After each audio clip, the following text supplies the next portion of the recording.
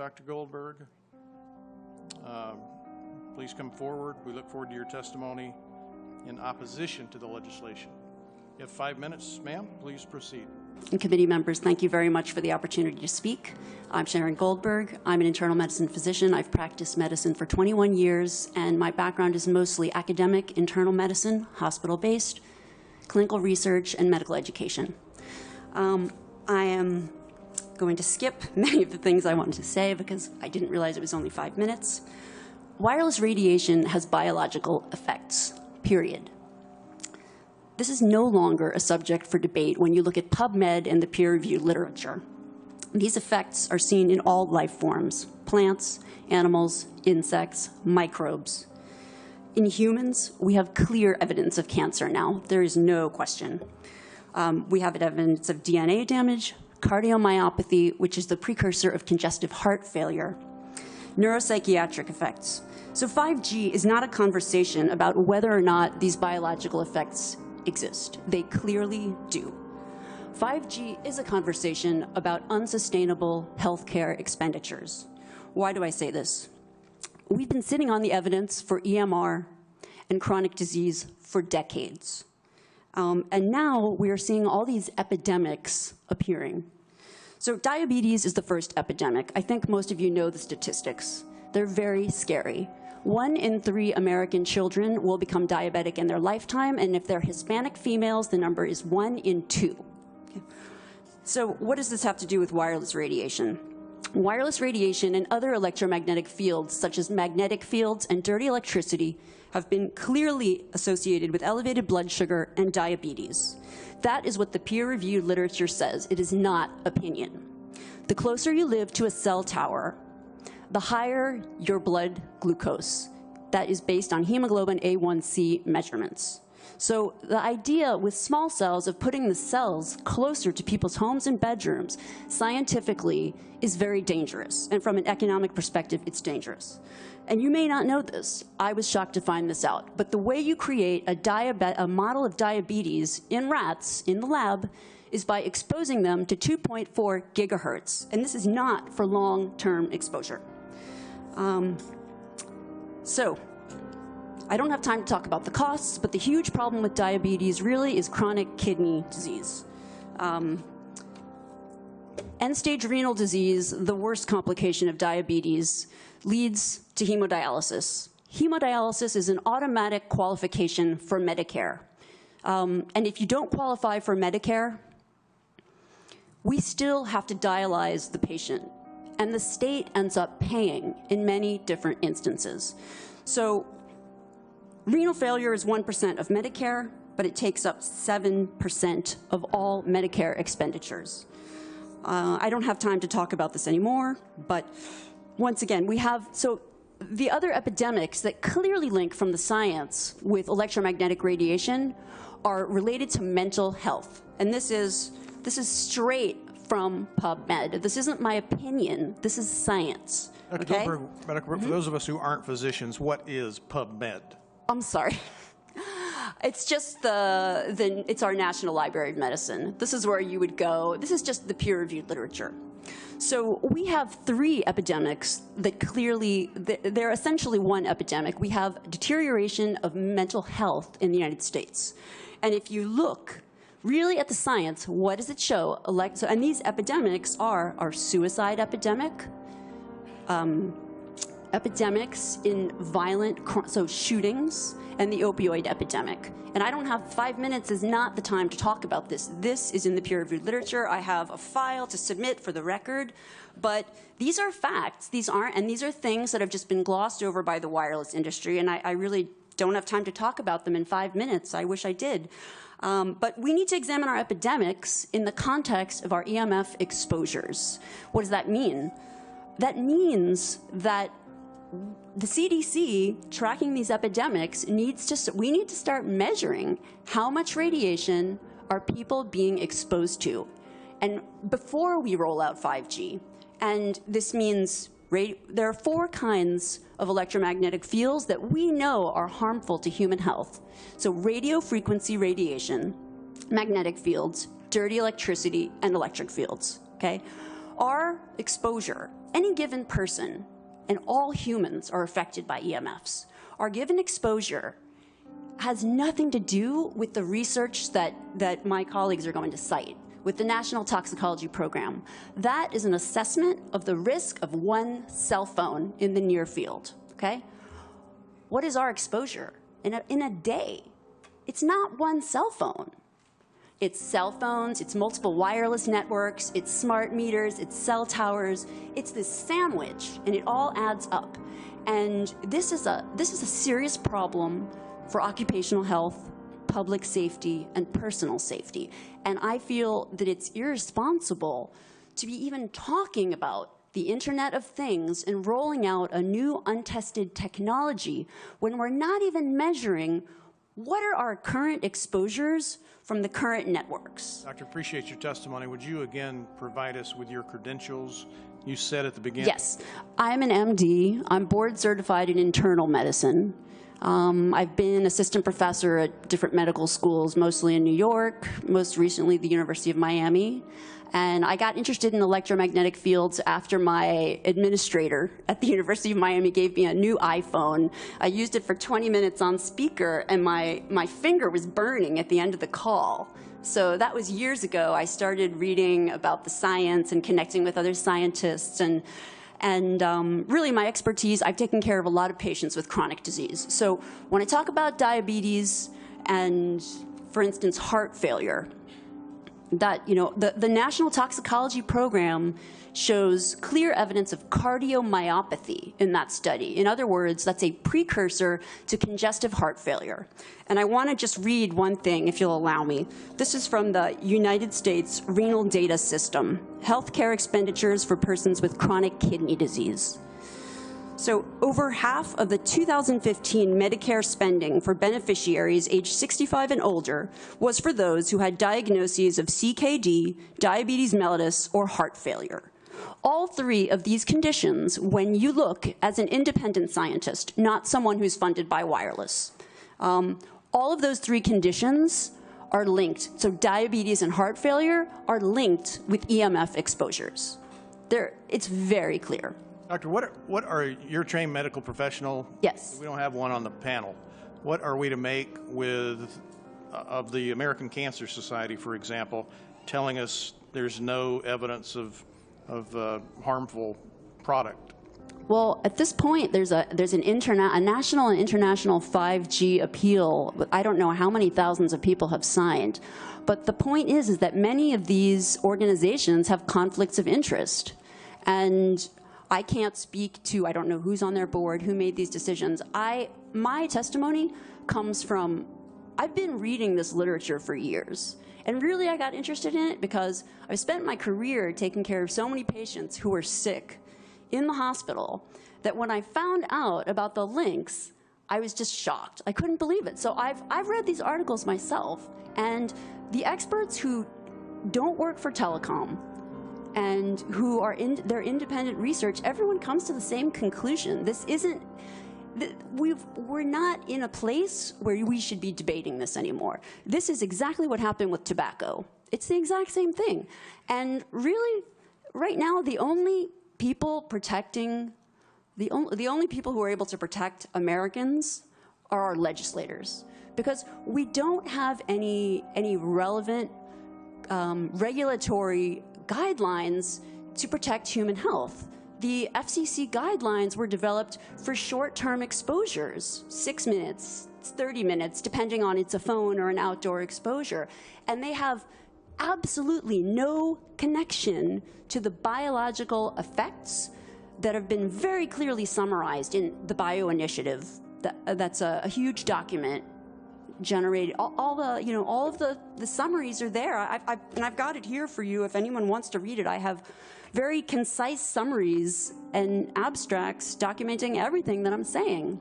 So I know there are plenty of people here that are probably rolling their eyes, but in academic medicine, we have a name for what's happening now with 5G. This is called, and what has happened with wireless communication, this is called, 5G is an untested application of a technology that we know is harmful.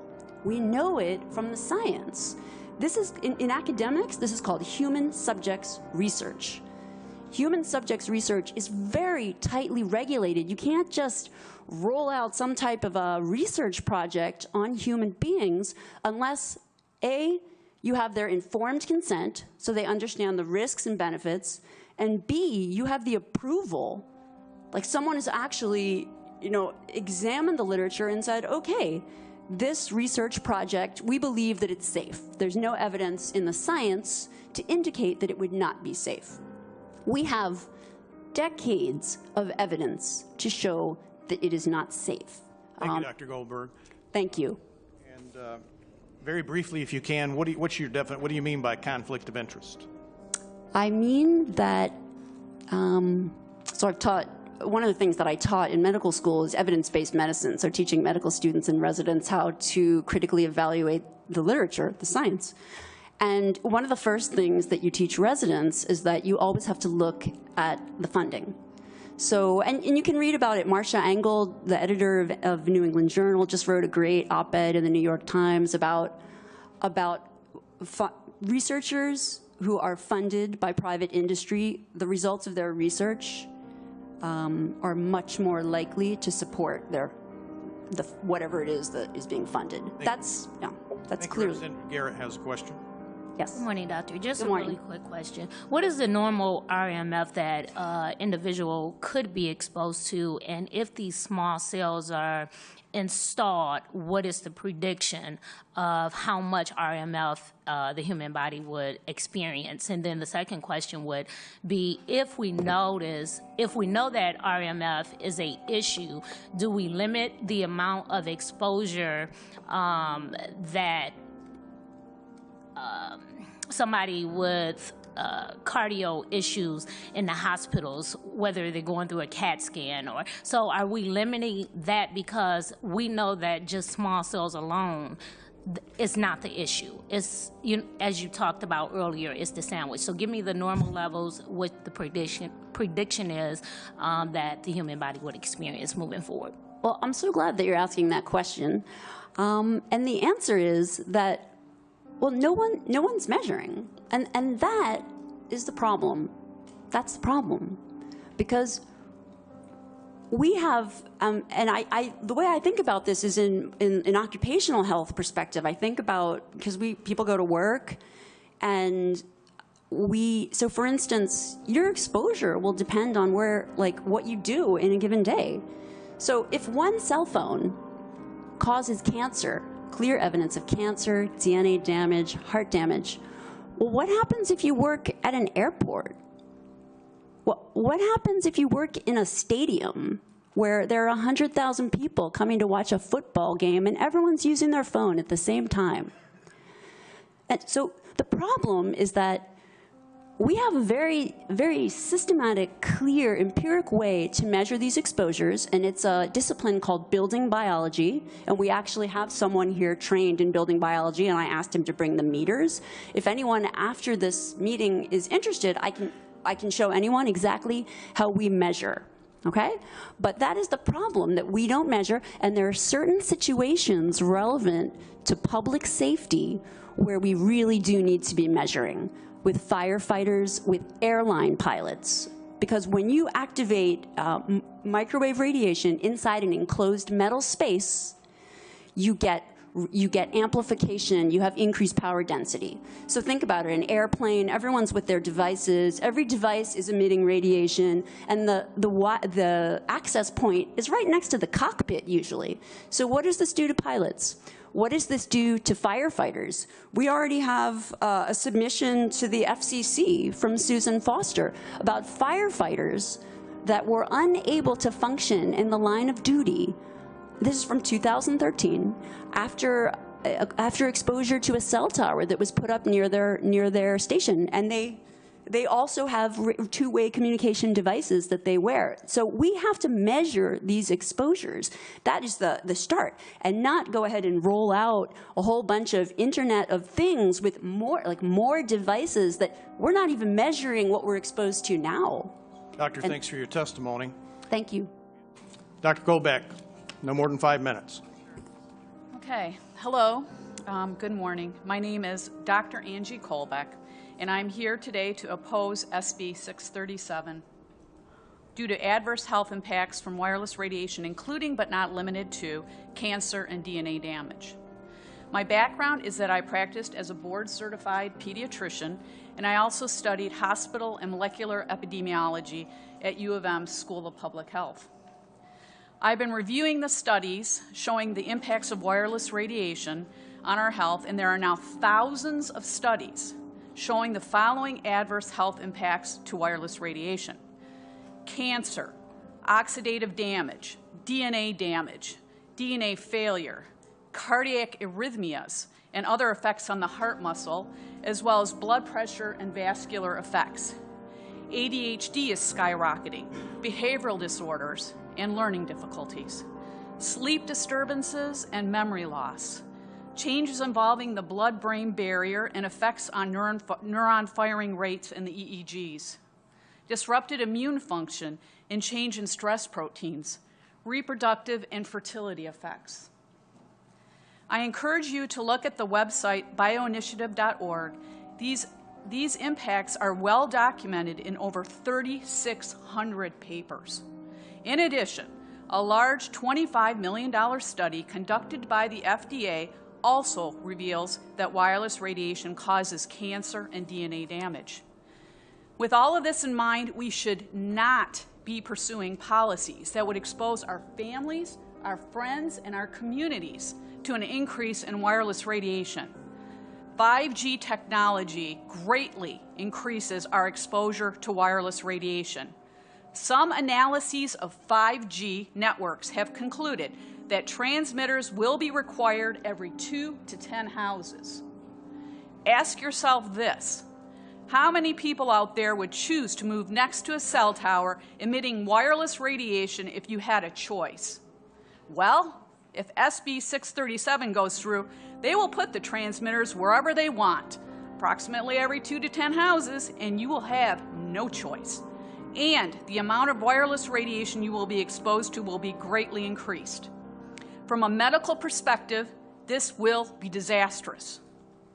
You may be asking yourself, why isn't the federal government protecting us from this? Unfortunately, it's the FCC that sets what a safe level of radiation exposure is, not the FDA or the CDC. In many cases, the FCC chairman has no health background and has strong ties with the telecom industry, as is the case with his current FCC chair, who is a lawyer for Verizon. They either have jobs with the telecoms before or after they're done being FCC chair, they go ahead and they get their high-paying jobs with the telecoms after. This has led to looking out for the telecom industry, not the health care of our communities. In fact, the allowed level of wireless radiation exposure in the U.S. is substantially higher than is allowed in other countries. Having the FCC chair be in charge of what a safe wireless radiation level is very much like having a tobacco company decide how many packs of cigarettes it's safe to smoke each day. So now you have a choice before you. The data is solid, showing adverse health impacts from wireless radiation. Thousands upon thousands of studies, independent from telecom-funded studies, have been done showing the proof. We can still pursue high tech, but pursue it in a way that will not harm our families, our friends, and our communities. Please vote no on SB 637. Thank you. Ms. Kolbeck, again, your credentials are? I'm a physician, and I also studied hospital and molecular epidemiology at University of Michigan School of Public Health. Okay, Representative Riley has a question. I just had a question about the FDA study. So is this a fairly recent study, and what are the findings from that, and are those findings refuted at all? Yes. Well, actually, there's 3,600 studies showing the same thing. But in addition to that, they had a large 14-year study, $25 million study, and the NTP study. And within the paper we gave everybody, and as a matter of fact, every Michigan representative and senator has this paper. If you look towards the boxed section, you'll see the findings. If it's on page, let's see here. It's on page 10. the findings of these studies. The boxed and directly underneath the box study. Are And those, this is just a recent, I mean, this is. are those results you can briefly summarize? Sure. Okay. Well, it causes cancer and DNA damage. That's the final thing. The study confirmed that wireless radiation indeed causes cancer and DNA damage at non-thermal levels, below the FCC safety limits, which deny non-thermal effects. Dr. Ron Melnick, PhD, senior toxicologist and director of special programs in the NIEHS, who led the study until he retired, said, the NTP tested the hypothesis that cell phone radiation could not cause health effects, and that hypothesis has now been disproved. The experiment has been done, and after extensive reviews, the consensus is that there was a carcinogenic effect. In regards to DNA damage, he said that the results of the study should put to the rest the old argument that RF radiation cannot cause DNA damage. The scientist in the press conference in 2016 said that the public must be warned. And that study is from whom? This is from the NTP study. It's a large $25 million, 14-year study, extensive federal study. NTP is what? NTP, National Toxicology Program, right? Okay. But by the FDA, sponsored by and conducted by the FDA. Okay, thank you. And the FDA and the EPA and the CDC, those should be the people that are in charge of determining what safe levels we should be exposed to with radiation. It should not be a person that was a lawyer on Verizon's and has no health care. Nothing. They know nothing.